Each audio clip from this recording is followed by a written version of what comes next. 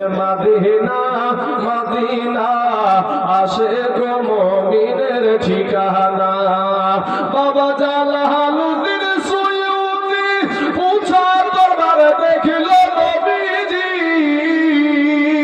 জোরে বলেন সুবহানাল্লাহ হবে না মুসলমানের মতো আওয়াজ দেন জোরে বলেন সুবহানাল্লাহ বাবা জালালউদ্দিন সুয়ুতি উঁচা দরবারে দেখিল নবীজি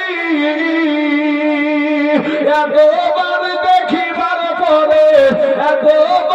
দেখিবার পরে তৃপ্তি তাহার হলো না মদিনা মদিনা আশিক মুমিনের ঠিকানা বাবাজি আমার সোনা মানিকেরা ওই জায়গায় হযরতে মা আমিনা রাদিয়াল্লাহু তাআলা আনহাকে দাফন করে দিয়া আমার নবীকে নিয়ে উম্মে আইমান চলে আসছে মক্কাতে নবী আমার আসতে আসে না গো নবী আমার খুব দ্রুতগামী চলে আসছে আমার দয়ার নবী মায়ার নবীর দুই চোখ দিয়ে বাবা বাছর নয়নে পানি ঝরছে এসে দাদা যাদের মাথা খানা ধরে বলে দাদা গো দাদা আমার আব্বাকে দেখতে গিয়ে আমার মা জননীকেও আমি হারায়া ফেললাম আব্বু গো দাদা গো আমার আব্বা তো আগেই থেকে দুনিয়াতে চলে গেছে আমি সেই আব্বার কবরখানা জিয়ারত করতে গিয়ে আমার মাকেও আমি হারিয়ে ফেললাম আমি মা হারায়াতিম আমি বাবা হারায়াতিম গো দাদা বুড়ো আব্দুল মুতাল্লিব বলছে নাতি রে ওরে নাতি আমি আব্দুল মুতাল্লিব আমি তোকে দেখাশোনা করবো রে সোনামণি মন খারাপ করিও না কান্না করিও না আব্দুল মুতাল্লিবকে ডাক দিয়ে আমার নবী বলছেন ও দাদা আপনি এত বয়স্ক মানুষ 120 বছর হয়েছে চলল আপনার ও দাদা আপনি আর কয়দিন আমার জীবনের দায়িত্ব নেবেন এ বাবারা আমার দয়ার নবীর বাবা 6 বছর বয়সে তার মা ইন্তেকাল করলো এমন সময় দাদার কাছে লালিত পালিত হতে শুরু হয়েছে আস্তে আস্তে বড় হতে শুরু হয়ে গেছে এমন সময় হঠাৎ একদিন আমার নূর নবী আমার দয়ার নবীর চোখে ব্যথা শুরু হয়ে গেছে বাবা চোখে যখন ব্যথা শুরু হয়েছে চোখ লাল লাল হয়ে গেছে দাদাকে বলে দাদা গো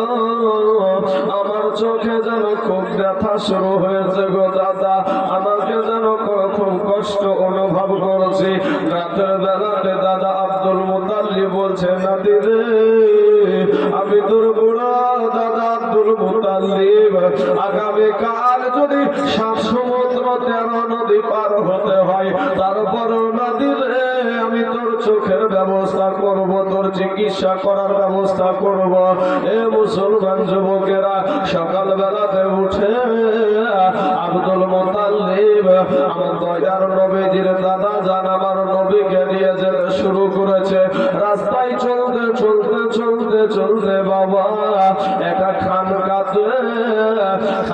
কাকে বলে বাবা যে জায়গাতে আল্লাহওয়ালা মানুষ থাকে ওটাকে বলে খানকা শরীফ যেই ঘরটাতে আল্লাহওয়ালা মানুষ উঠা বসা করে ওটাকে বলে খানকা শরীফ মুসলমান গো গাঁজা টানিয়া বাজারে ওটা খানকা শরীফে নয় আমাদের বীরভূম জেলাতে একটা দরবার আছে ওখানে যিনি আছে শুয়ে আছেন ওটা কিন্তু বাবা নিঃসন্দেহে আল্লাহর ওলি দাতা বাবার দরবার ওই জায়গাটার নাম হলো পাথর চাপড়ি আপনারা হয়তো নামটা শুনেছেন এই পাথর চাপড়িতে যিনি শুয়ে আছে উনি নিঃসন্দেহে আল্লাহর ওলি পাশে দেখবেন কিছু গাঁজা খোরের আড্ডা রয়েছে এ বাবারা ওই গাঁজা খোরেরা কোনোদিন আল্লাহর ওলিকে মানতে পারে না এদের বাবা নামাজ লাগে না এদের নামাজও লাগে না বাবা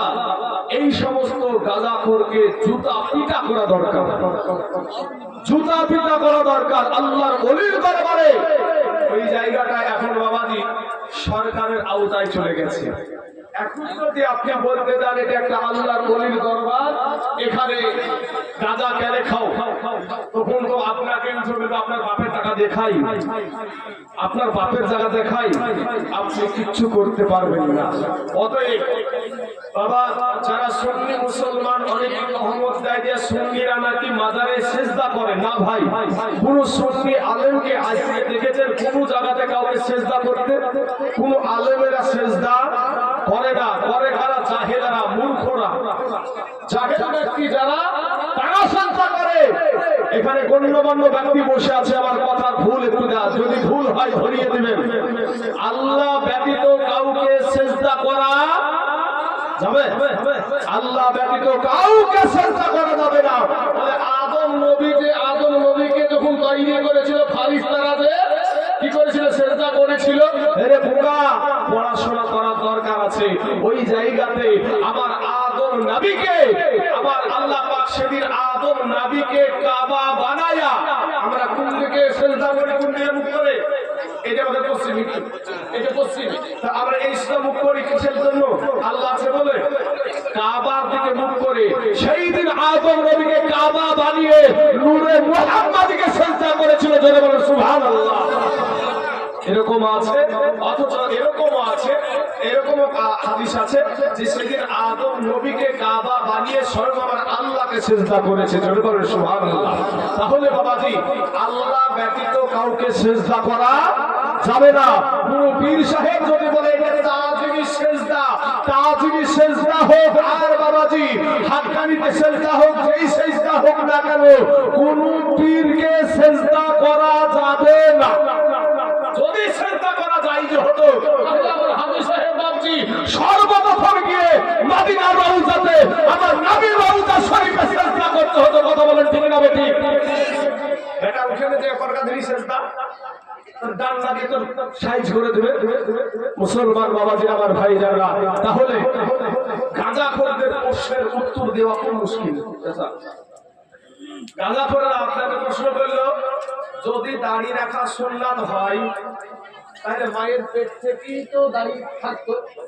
যেহেতু মায়ের পেট থেকে দাড়ি ছিল না, তাহলে দাড়ি রাখাটা অত জরুরি নয়।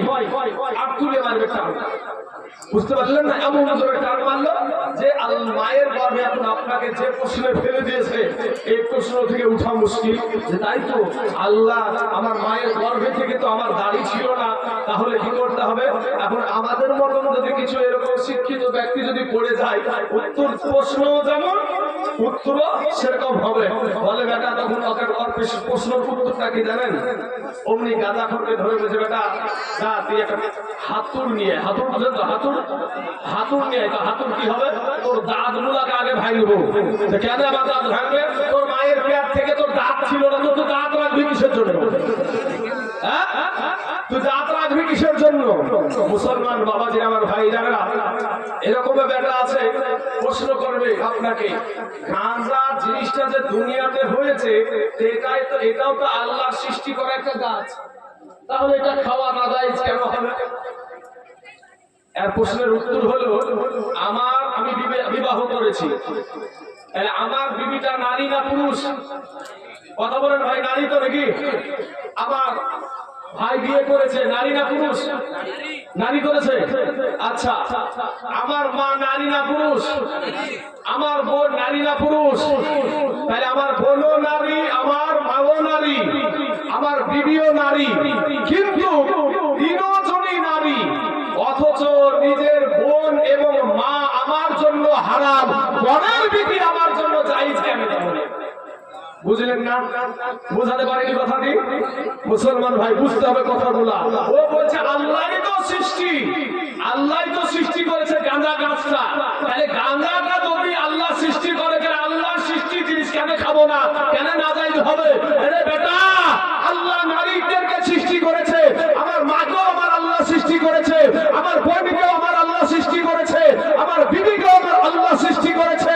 অতএব আমার মা, আমার বোন আমার জন্য হারাম, আর বোনের একটা বিবি আমার জন্য জায়েজ। অতএব আল্লাহ ওটা হারাম করেছে তাই হারাম, আর আমার জন্য আল্লাহ যেটা জায়েজ করেছে সেটা জায়েজ। বুঝলেন না? আল্লাহ বুঝার তৌফিক দান করুন, সবাই বলেন আমিন। এদিকে আর যাবো না, ওই জায়গাতে আমার বাবাজি সোনা মানিকেরা মাঝে মাঝে একটু বুঝিয়ে দিতে হবে, মাঝে মাঝে মানুষকে ধরিয়ে দিতে হবে জায়গাগুলা। এবার বাবাজি সোনা, ইতিমধ্যে আমার দয়ার নাবিজির চোখ লাল হয়ে গেছে, কষ্ট পেয়েছে, চোখ উঠা যাকে বলে, চোখটা উঠিয়ে চলে যায় না, চোখ একটা যন্ত্রণা পাই, লাল হয়ে যায়।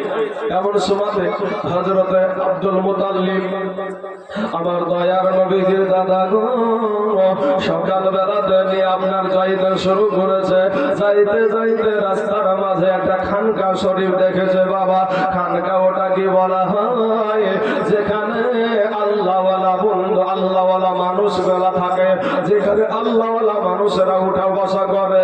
এখানে বাবাজি আমাদের সমাজে আল্লাহর ওলিদেরকে কেউ অনেকেই বলে ওলিদের মানা যাবে না, কিন্তু আল্লাহর কোরআন বলে আলা ইন্না আউলিয়া আল্লাহি লা খাউফুন আলাইহিম ওয়া লা হুম ইয়াহজানুন।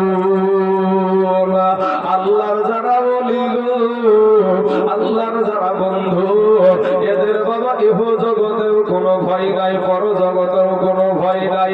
এরাই হলো আল্লাহর ওলি। ওলি কিন্তু বাবা দুই প্রকার, একটা হলো আল্লাহর ওলি আর একটা হলো শয়তানের ওলি।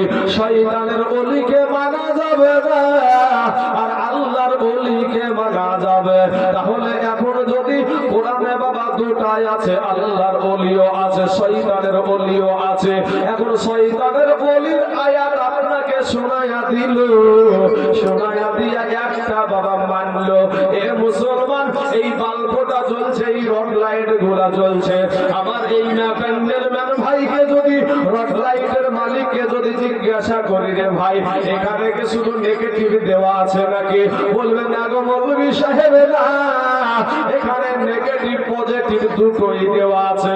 অর্থাৎ কারেন্টও আছে আর তারও আছে, দুইটা অ্যাডজাস্ট হইয়া কিন্তু এটাতে বাল্ব জ্বলে। দেখবেন ওহাবিরা একটা বাবা আয়াত দিয়ে বলবে কোন ওলি মানা যাবে না, কিন্তু বাবা গো যেটা ওলি মানা যাবে না আয়াত কোরআনে আছে, ওটা হলো শয়তানের ওলি। ওই শয়তানের ওলিকে আমরা মানি না, আমরা যে ওলিকে মানি ওটা হলো আল্লাহর ওলি। মুসলমান বাবাজি আমার ভাই জানেরা, এইখানে শরীফে যাওয়ার পরে ঠক ঠক ঠক ঠক করে যখন আপনার আওয়াজ দিল আব্দুল মুতাল্লিব, এমন সময় মনে হচ্ছে ভিতরে মানুষ আছে, কিন্তু ভিতর থেকে মানুষ বের হয় না। বারবার ঠক ঠক ঠক ঠক করে আওয়াজ দেয়। অনেকক্ষণ পর ওই বাবা খানকা শরীফ থেকে বাবা রে একজন ব্যক্তি বেরিয়ে আসলো। এমন সময় আব্দুল মুতাল্লিব একটা ডাক দিয়া বলছেন, এ ভাইজান, এরা বিদেশি মেহমানকে বাইরে এতক্ষণ দাঁড়িয়ে রাখা, এটা কি একটা আদর্শের মধ্যে পড়ে? এটা আপনি কোন আদর্শ দেখালেন?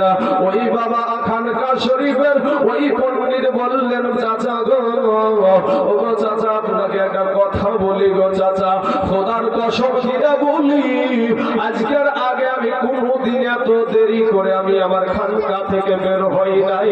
আজকে হলো এত তাড়াতাড়ি প্রথম দেরি। তারপরেও কেন জানেন গো? কেন, কিসের জন্য রে ভাই একবার বলো।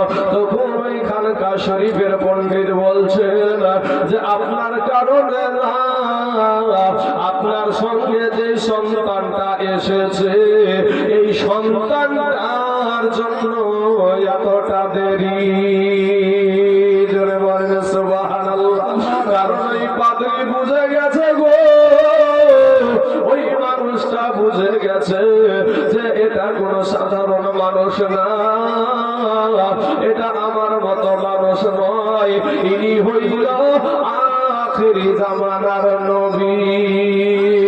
ডাক দিয়ে বলে, চাচা ও আব্দুল মুতাল্লিব শুনেন গো, আপনার ভাতিজাটা যখন খানকার কাছে পা রেখেছে, সাথে সাথে আমার খানকা থরথর থরথর করে কাঁপতে আরম্ভ হয়ে গেছে। জোরে বলবে সুবহানাল্লাহ।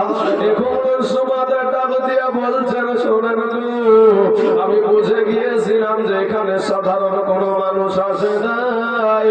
আমি আগে থেকেই কিছু আমি পড়াশোনা জানি যে একদিন আল্লাহর নবী এই রাস্তাতে আসবে, একদিন আখিরি জামানার নবী আসবে। এনার পরিচয়গুলো আগে থেকে আমার আল্লাহ বয়ান করেছিল। আদম নবী আমার নবীর বয়ান করেছে, নূহ নবী আমার নবীর বয়ান করেছে, ঈসা নবী আমার নবীর বয়ান করেছে, মুসা নবী আমার নবীর বয়ান করেছে, সব নবীর আমার নবীর বয়ান করেছে। বাবা, সেই নবীর কথা আগে থেকে এলান হয়েছিল যে মক্কাতে আব্দুল্লাহর ঘরে মা আমেনার পেটে যার বাবার নাম হবে আব্দুল্লাহ, যার মায়ের নাম হবে আমেনা, যার বাড়ি হবে মক্কাতে, যার দাদার নাম হবে আব্দুল মুতাল্লিব, ওই বাড়িতে আল্লাহর হাবিব আসবে। জোরে বলেন সুবহানাল্লাহ। বলে ভাইজান, ইনি একজন আল্লাহর নবী, ইনি হলেন আখিরি জামানার নবী। এই পরিচয়টা আমি পাওয়ার সাথে সাথে আমার একটু নিজেকে সাইজ করতে, গোসল করতে টরতে একটু দেরি হয়ে গেছে। বলে কি বিষয়? বলেন যা হওয়ার হয়ে গেছে। এবার আপনারা কি কারণে এসেছেন বলেন? বলে শোনো রে ভাই, ও বেটা একটা কথা শোনো। বলে কি কথা? বলে আমার এই পোতাটা চোখে বড় যন্ত্রণা হয় গো, এই চোখটাতে একটু তুমি ফুফা দিয়ে দাও, এই চোখটাতে তুমি একটু তেল পড়িয়ে দাও, একটু ওষুধের ব্যবস্থা করে দাও, একটু দাওয়ার ব্যবস্থা করে দাও। এ মুসলমান, ওই পণ্ডিত বাবা গো, ওই খানকা শরীফের আল্লাহওয়ালা ব্যক্তিটা ডাক দিয়ে বলছেন, আব্দুল মুতাল্লিব গো, আপনার ভাতিজার এই আপনার ভাতিজার ডাক্তার সারা পৃথিবীর জমিনে একটাও নাই। জোরে বলেন সুবহানাল্লাহ। আপনি যদি 7 সমুদ্র 13 নদী পার করেন গো চাচা, এরপর এর ডাক্তার দুনিয়াতে মিলবে না।